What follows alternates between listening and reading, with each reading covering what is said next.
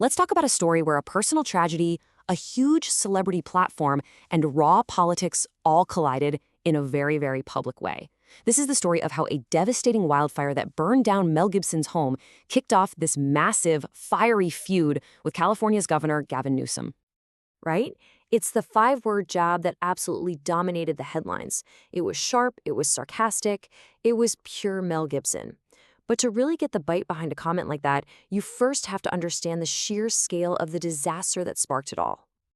You know, this whole thing didn't start with politics. It started with a real, genuine catastrophe. The 2025 LA wildfires were just horrific. They destroyed nearly 13,000 homes.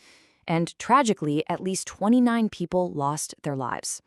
And one of those thousands of homes, it belonged to Mel Gibson. So how in the world does a movie star losing his house blow up into this huge, statewide political battle?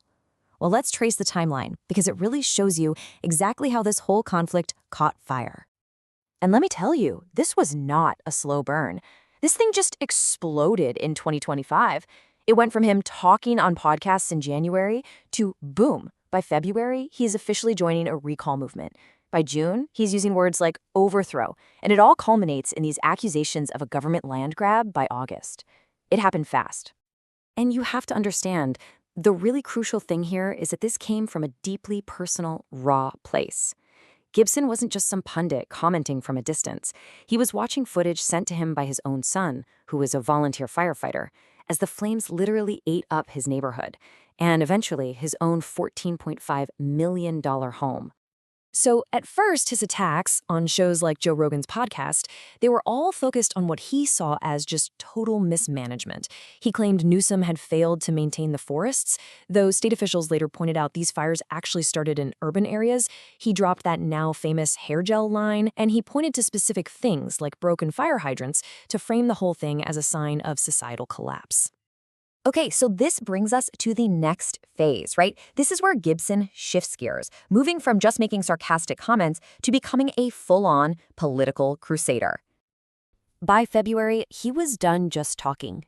He formally joined the Saving California movement, a group whose entire goal was to trigger a gubernatorial recall, which is basically a special process that lets voters decide if they want to fire a governor before their term is even up.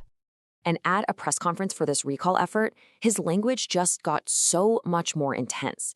He was directly accusing both Governor Newsom and LA's Mayor Karen Bass of a catastrophic failure, saying there was no adequate excuse. Now, from the government side of things, this was just an attempt to politicize a tragedy while first responders were still out there fighting the flames. And he didn't stop at just blaming them for the fire. He also went after the proposed solutions. He sarcastically used the phrase "build back better," basically dismissing the state's official recovery plans as nothing more than empty political buzzwords. Okay, this quote right here, this is really the peak of his escalation. By June, he's on podcasts telling the people of Los Angeles to overthrow their leadership. Now, for his supporters, this was a powerful Braveheart-style call to action, but for his critics, this was just dangerously inflammatory language. Then he started connecting the dots to other issues. He linked the fire disaster to what he called the ongoing lawlessness and civil unrest in the state. Things like anti-ICE protests, arguing it was all part of the same pattern of failed leadership. So when a major Hollywood star starts using words like overthrow, you know people are going to react. So let's dive into the political fallout and see how California actually responded to all this. And his campaign had a real, measurable political impact. Think about this. In a straw poll for potential Republican candidates for governor, Mel Gibson, who kept saying he had zero interest in running, still managed to pull in 12% of the support. That shows his message, born out of this personal anger, was really hitting home with a decent chunk of voters. But man, public opinion was just completely split down the middle, especially online. You had supporters calling him brave and candid, saying he was finally speaking for the people. And then you had the detractors, who immediately brought up his past controversies, dismissing him as a bigot or just a washed-up actor trying to get attention by exploiting a crisis.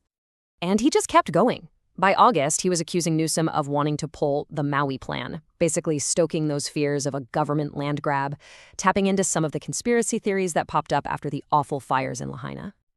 Now, for their part, Governor Newsom's team consistently pushed back with a completely different story. They accused Gibson and others of trying to score political points during a crisis. They defended their strategy, saying their top priority was protecting human life, and they pointed to all their efforts to get massive firefighting resources to deal with an unprecedented disaster. So, if we step back from the headlines, what does this whole intense clash actually tell us? Because this isn't just a story about two powerful men, it's really a snapshot of our modern political world. Ultimately, here's what it all boils down to.